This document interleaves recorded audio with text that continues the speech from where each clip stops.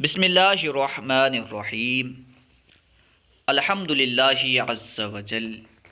ہم نور الازح پڑھ رہے ہیں۔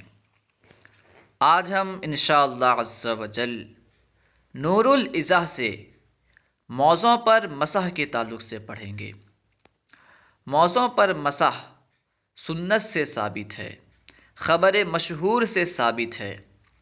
موضوع پر مسح اس امت کے خصائص میں سے ہے، یعنی اسی امت کے ساتھ خاص ہے۔ جو بندہ موضوع پر مسح کے جواز کا قائل نہ ہو، یعنی موضوع پر مسح کرنے کو جائز نہ مانتا ہو، وہ بدعتی ہے۔ علماء نے اسے بدعتی لکھا ہے۔ موضوع پر مسح کرنا بڑے بڑے صحابہ کا طریقہ رہا ہے، بڑے بڑے صحابہ سے ثابت ہے۔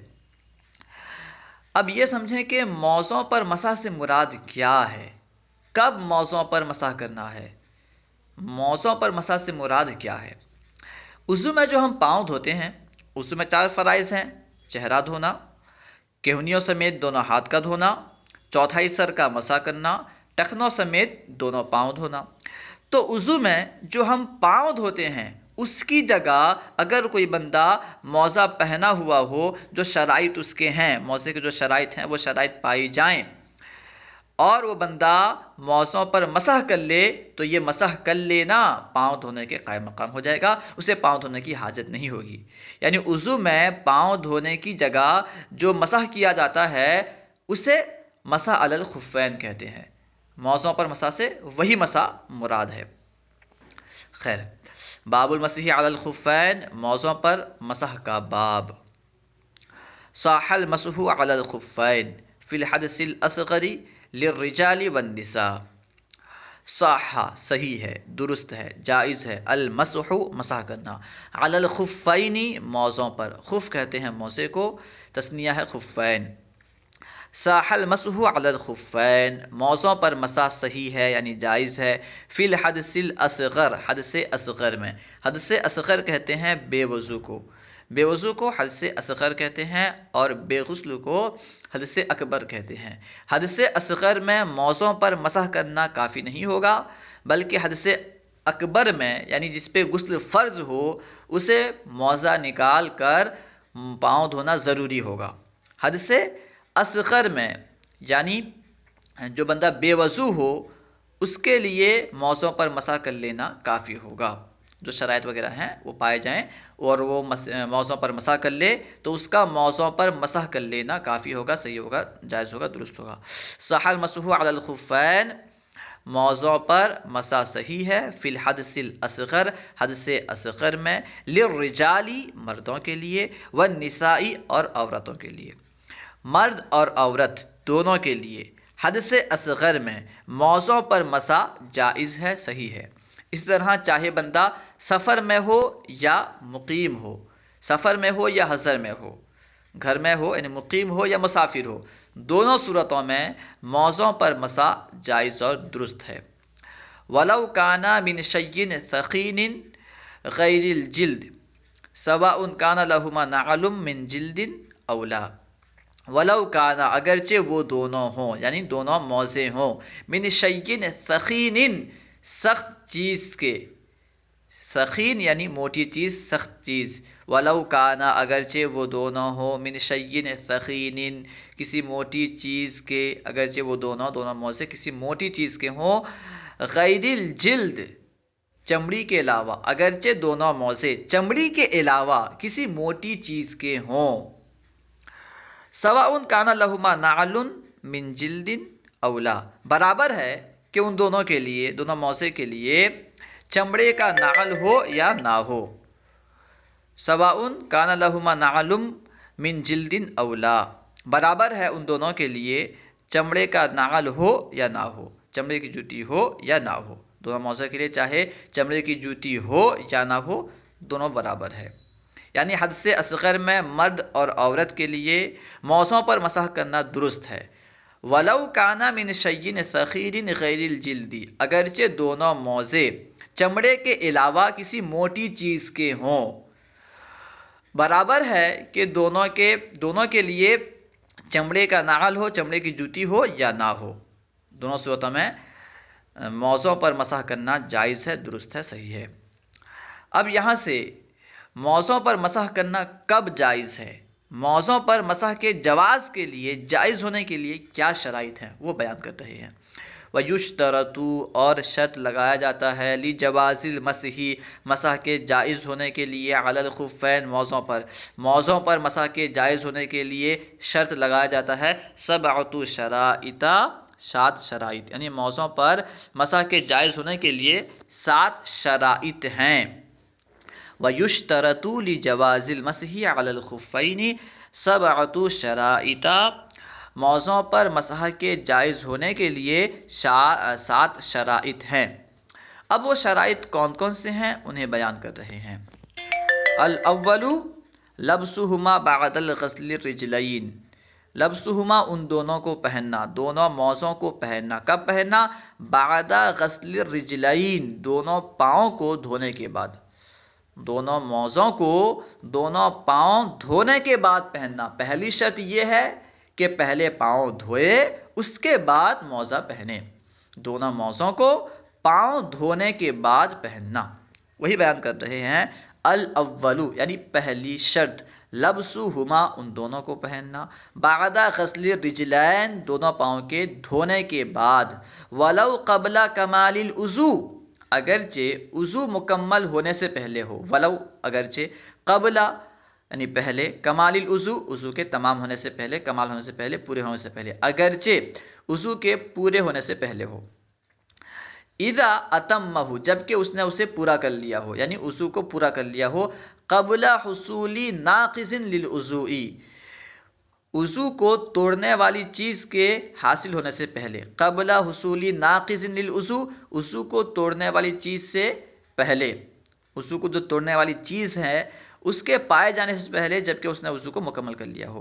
یعنی یہ ضروری ہے کہ پاؤں دھو کے موزہ پہننا اور حدث کے درمیان ایک مرتبہ کم سے کم وضو رہا ہو، درمیان میں وضو رہا ہو، بندہ باوضو رہا ہو، موزہ پہننے اور حدث کے درمیان، بے وضو ہونے کے درمیان میں ایک مرتبہ وضو رہا ہو، یہ ضروری ہے، سمجھ ہے نا۔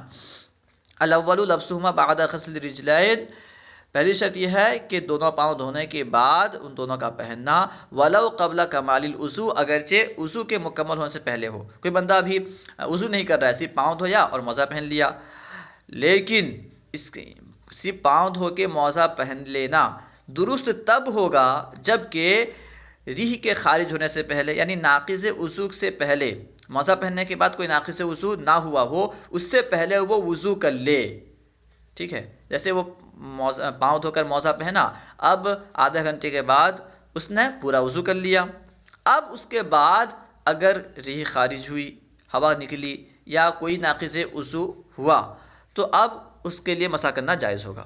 لیکن اگر اس نے پاؤں دھو کر موزہ تو پہن لیا لیکن وضو کو مکمل نہیں کیا، پورا وضو نہیں کیا، اب کوئی ناقص وضو چیز ظاہر ہوئی، پائی گئی، مثال کے طور پر ہوا نکل گئی تو اس کا وضو ٹوٹ گیا، اب موزے پر یہ مسح نہیں کر سکتا۔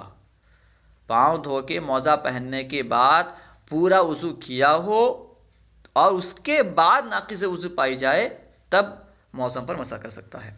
خیر دیکھیے، ولو قبل کمال الوضو اگرچہ وضو کے مکمل ہونے سے پہلے ہو، یعنی پاؤں کو دھونا اگرچہ وضو کے مکمل ہونے سے پہلے ہو، اذا اتمہ جبکہ اس نے اسے پورا کیا ہو، یعنی اس نے وضو کو پورا کر لیا ہو، قبل حصول ناقص للوضو وضو کو توڑنے والی چیز کے پائے جانے سے پہلے۔ والثانی اور دوسری شرط، سترہما للکعبین ان دونوں کا ٹخنوں کو چھپانا، ان دونوں کا یعنی دونوں موزوں کا ٹخنوں کو چھپانا، موزے ایسے ہوں جو ٹخنوں کو چھپاتے ہوں، اگر موزے ٹخنوں کو نہ چھپائیں تو ایسے موزے پر مسح کرنا جائز نہیں ہے، صحیح نہیں ہے، درست نہیں ہے۔ سترہما للکعبین ان دونوں کا ٹخنوں کو چھپانا، کعب کہتے ہیں ٹخنے کو۔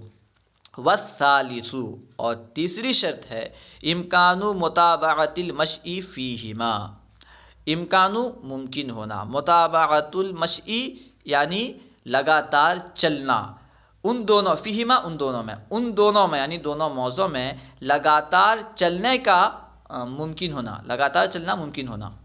ان دونوں موزوں کو پہن کر کے بندہ لگاتار کم سے کم 3-4 میل چل سکتا ہو، ٹھیک ہے۔ والثالث امکان متابعۃ المشی فیہما، اور تیسری شرط یہ ہے کہ ان دونوں میں لگاتار چلنا ممکن ہو۔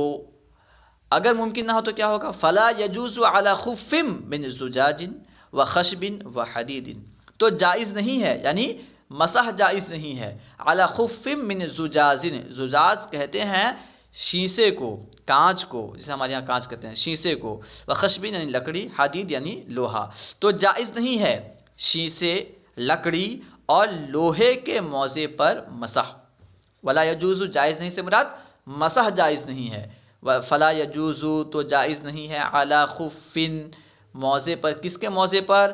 زجاج من جزازن شیشے کے موزے پر، او خشبن یا لکڑی کے موزے پر، او حدید یا لوہے کے موزے پر، کسی بھی ایسی چیز کے موزے پر مسح جائز نہیں ہے جسے پہن کر لگاتار چلنا ممکن نہ ہو۔ تو موزہ ایسا ہونا چاہیے جسے پہن کر بندہ لگاتار چل سکے، آسانی کے ساتھ چل پائے، ٹھیک ہے۔ والرابع خلوء كل منهما عن خرق قدر ثلاث اصابع من اصغر اصابع القدم۔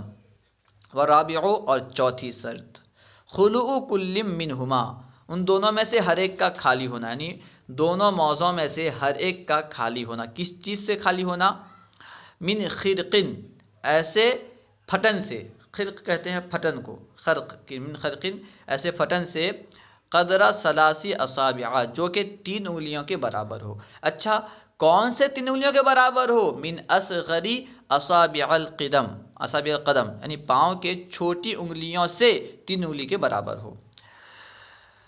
خلوء کل منہما، ان دونوں میں سے ہر ایک کا خالی ہونا، عن خرقن، ایسے پھٹن سے، قدر ثلاثی اصابع، جو کہ 3 انگلیوں کے برابر ہو، من اصغری اصابع القدم، پاؤں کے چھوٹی انگلی سے، پاؤں کی چھوٹی انگلی سے، اصغر کہتے ہیں سب سے چھوٹی انگلی کو، ٹھیک ہے، پاؤں کی چھوٹی انگلی سے 3 انگلی کے برابر پھٹن سے ان دونوں میں سے ہر ایک کا خالی ہونا، یعنی پاؤں میں سے جو چھوٹی انگلی ہے اس انگلی کے مطابق 3 انگلیوں کے برابر پھٹن سے ان دونوں میں سے ہر ایک کا خالی ہونا۔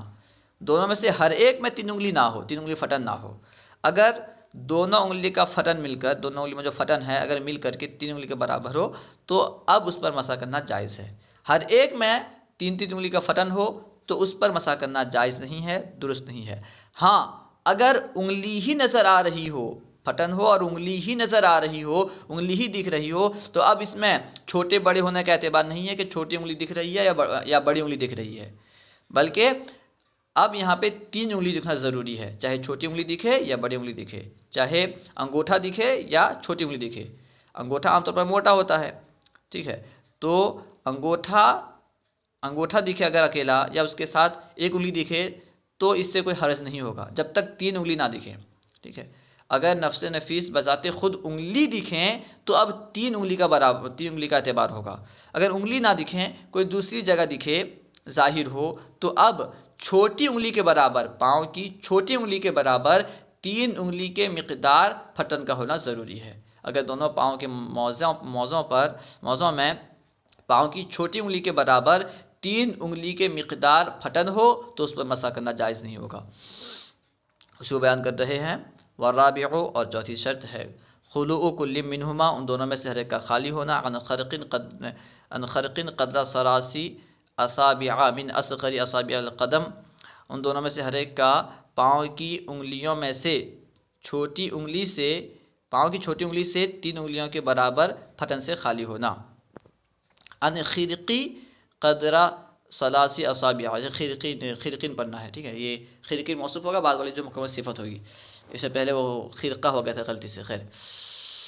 ان خرقین قدر ثلاثی اصابع من اصغر اصابع القدم، ایسی پھٹن سے خالی ہونا پاؤں میں سے، دونوں موزوں میں سے ہر ایک کا، جو پاؤں کی چھوٹی انگلی سے 3 انگلی کے برابر ہو۔ والخامس اور 5ویں شرط، استمساکہما علی الرجلین، استمساکہما ان دونوں کا رکنا، دونوں موزوں کا رکنا، ٹھہرنا، علی الرجلین دونوں پاؤں پر، من غیر شد بغیر باندھے، استمساکہما علی الرجلین من غیر شد، ان دونوں کا پاؤں پر بغیر باندھے رکنا، یعنی موزے ایسے ہوں کہ باندھے بغیر موزے پاؤں میں رک جائیں، نہ گریں، ایسے موزے ہونا چاہیے۔ اگر موزے باندھے بغیر گر جاتے ہیں تو ان پر مسح جائز نہیں ہے، ٹھیک ہے۔ تو موزے ایسا ہونا چاہیے جو بغیر باندھے نہ گریں۔ والسادس منعہما اصول الماء الی الجسد، اور چھٹی شرط ہے منعہما، ان دونوں کا منع کرنا، روکنا۔ کس چیز کو روکنا؟ اصول الماء، پانی کے پہنچنے کو۔ کہاں پہنچنے کو؟ الی الجسد، جسم تک، یعنی ان دونوں کا جسم تک پانی پہنچنے کو روکنا، یعنی موزے ایسے ہوں کہ پانی ان پر گرے تو جسم تک پانی نہ پہنچے، موزے ایسے ہوں جو جسم تک پانی جانے سے مانع ہوں، جسم تک پانی جانے کو روکتے ہوں، تبھی ان موزوں پر مسح کرنا جائز ہوگا، درست ہوگا۔ اگر موزے ایسے نہ ہوں تو ان پر مسح نہیں کر سکتے۔ ہاں، اگر موزے ایسے ہیں کہ پانی گرنے سے اندر تو نہیں جاتا لیکن کافی دیر کے بعد اندر جاتا ہے، پانی ڈالتے ہی فوراً اندر نہیں جاتا بلکہ کافی دیر کے بعد اندر جاتا ہے، یا پانی کو اس کے اوپر لگڑنے سے پانی اندر جاتا ہے، تو اس میں کوئی حرج نہیں ہے، ٹھیک ہے، اس موضع پر مسح کر سکتے ہیں۔ والسابع، اور ساتویں شرط ہے ان یبقى من مقدم القدم قدر ثلاث اصابع من اصغر اصابع الید، ان یبقى، کہ باقی ہو، ساتویں شرط یہ ہے کہ باقی ہو۔ کیا باقی ہو؟ من مقدم القدم، قدم کا اگلا حصہ، قدم کے اگلے حصے میں سے باقی ہو۔ کتنا باقی ہو؟ قدر ثلاث اصابع، تین انگلیوں کے برابر، من اصغر اصابع الید، ہاتھ کی چھوٹی انگلی سے، تین انگلی کے برابر پیر کے آگے کا حصہ باقی ہو، ٹھیک ہے۔ ان یبقى، کہ باقی ہو، من مقدم القدم، قدم کا اگلا حصہ، قدر ثلاث اصابع، تین انگلیوں کے برابر، من اصغر اصابع الید، یعنی ہاتھ کی چھوٹی انگلی سے تین انگلیوں کے برابر قدم کا اگلا حصہ باقی ہو، یعنی قدم کا اگلا حصہ ہاتھ کی چھوٹی انگلی کے مطابق تین انگلیوں کے برابر، ہاتھ کی چھوٹی انگلی اتنی بڑی ہوتی ہے، اتنی اس کے مطابق اس طرح کی تین انگلیوں کی مقدار پاؤں کا اگلا حصہ باقی ہو۔ اگر پاؤں کا اگلا حصہ ہی باقی نہ رہے تو پھر مسح کہاں کرے گا بندہ؟ کیونکہ مسح پاؤں کے اگلے حصے پر کرتے ہیں۔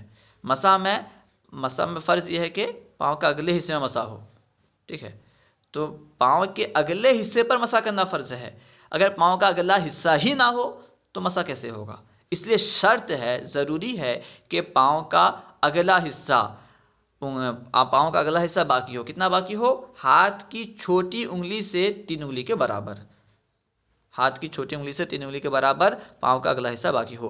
والسابع ان يبقى من مقدم القدم قدر ثلاث اصابع من اصغر اصابع الید، اور ساتویں شرط یہ ہے کہ ہاتھ کی چھوٹی انگلی سے تین انگلی کے برابر پاؤں کا اگلا حصہ باقی ہو، مقدم قدم باقی ہو، پاؤں کا اگلا حصہ باقی ہو۔ ولو کان فاقدا مقدم قدمہ لا یمسح، ولو کان، اگر وہ ہو، یعنی وہ بندہ ایسا ہو، فاقدا مقدم قدمہ، اگر وہ بندہ اپنے پیر کے اگلے حصے کو فقد کرنے والا ہو، یعنی وہ بندہ ایسا ہو جس کے پاؤں کا اگلا حصہ نہ ہو، اگلا حصہ موجود نہ ہو۔ ولو کان فاقدا مقدم قدمہ، اگر وہ پاؤں کے اگلے حصے کو فقد کرنے والا ہو، یعنی ایسا بندہ ہو جس کے پاؤں کا اگلا حصہ نہ ہو، لا یمسح، تو وہ مسح نہیں کرے گا، علی خفہ، اپنے موزے پر، لا یمسح علی خفہ، تو وہ اپنے موزے پر مسح نہیں کرے گا۔ ولو کان عقب القدم موجودا، اگرچہ قدم کا پچھلا حصہ موجود ہو، یعنی ایڑی موجود ہو، اگرچہ پاؤں کا پچھلا حصہ موجود ہو تب بھی وہ موزوں پر مسح نہیں کرے گا۔ یعنی کوئی بندہ ایسا ہے جس کے پاؤں کا اگلا حصہ کٹا ہوا ہے، موجود نہیں ہے، لیکن پچھلا حصہ موجود ہے، تو وہ موزے پر مسح نہیں کر سکتا، کیونکہ موزوں پر مسح جو کرتے ہیں وہ پاؤں کے اگلے حصے پر کرتے ہیں، پاؤں کے اگلے حصے پر مسح کرنا فرض ہے۔ موزوں پر جو مسح ہوتا ہے پاؤں کے اگلے حصے پر ہوتا ہے، اب پاؤں کا اگلا حصہ ہی نہیں ہے تو مسح کیسے کرے گا؟ اسی کو انہوں نے بیان کیا، ولو کان فاقدا ہاں، ولو کان فاقدا مقدم قدمه لا يمسح على خفه ولو کان عقب القدم موجودا، اگر وہ بندہ پاؤں کا اگلا یعنی پاؤں کا اگلا فقد کرنے والا ہو، یعنی ایسا بندہ ہو جس کے پاؤں کا آگے والا حصہ غائب ہو، موجود نہ ہو، تو وہ مسح نہیں کرے گا اپنے موزے پر، لا یمسح علی خفہ، اپنے موزے پر مسح نہیں کرے گا، ولو کان عقب القدم موجودا، اگرچہ قدم کا پچھلا حصہ موجود ہو۔ اب یہاں سے کب تک مسح باقی رہے گا، یعنی مسح کی مدت کیا ہے، اس کے بارے میں بیان ہوگا انشاءاللہ عز و جل، اسے ہم دوسری ویڈیو میں پڑھیں گے۔ اگر آپ کو کوئی بات سمجھ میں نہ آئی ہو یا درسیات کے متعلق کوئی سوال کرنا چاہتے ہوں تو کمنٹ باکس میں سوال کریں، انشاءاللہ عز و جل ممکنہ صورت میں جواب دیا جائے گا۔ علم دین کو عام کرنے کے لیے ہمارا ساتھ دیں، ان ویڈیوز کو خوب عام کریں، خوب شیئر کریں اور اپنے مشورے سے ضرور نوازیں۔ السلام علیکم ورحمۃ اللہ وبرکاتہ۔